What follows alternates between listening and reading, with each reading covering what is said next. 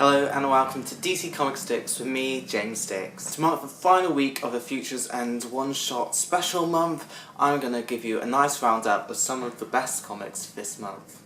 I've got Aquaman, Green Lantern coming up, but first let's have a look at some things that happened with Superman.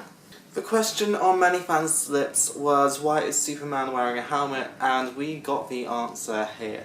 By now you should know that Lois Lane has exposed Shazam as playing Superman. Through Superman and Action Comics, we found out a lot more about how they were both involved in the whole storyline and the war that happened. We see in Superman how Billy Batson believed that he owed Superman a favour for saving his life from Black Adam during the war. As a result, that's why he became Superman. The great thing about these two comics is that they are really humanity pieces. They show you the real sensitive side of Superman and the really bold, young and hero worshipper that is Billy Batson. It's nice to see these characters in 5 years' time, where Billy's a little bit older than he was before. He's finally in his teenage years, and Superman has got a bit of a beard. We got a two-parter with Aquaman and the Others. This storyline is quite a typical Land vs. Sea storyline, and it sees Aquaman being thrown off by Mera, who he's very much betrayed by, and the dead king Atlan. Atlan is searching for talismans, which ties into the story with the Others. Only with the combined effort of all of his friends can Aquaman succeed.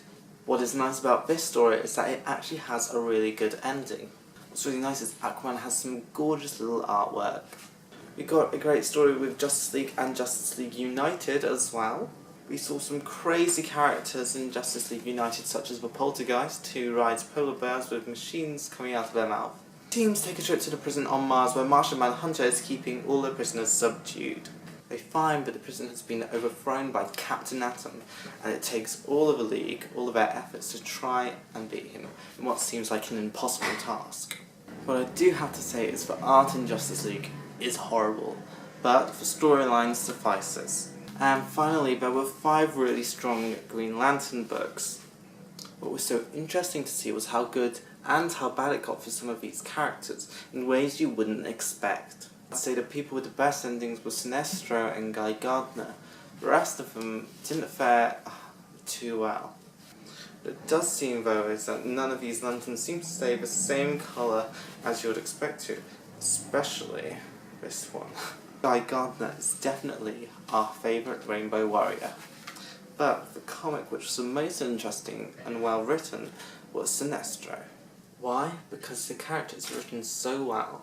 There's a great scene where he's escaping the prison. So that's it for Futures End specials this month, but it does continue as a weekly series, so you can still pick it up if you're really enjoying these stories. There are plenty more highlights, but it would take me another month to do a video on them all. Plenty more highlights than the ones I got to talk to you about today. If you want to tell me your favourite one-shot, make sure you tweet me or write it in the comments section below.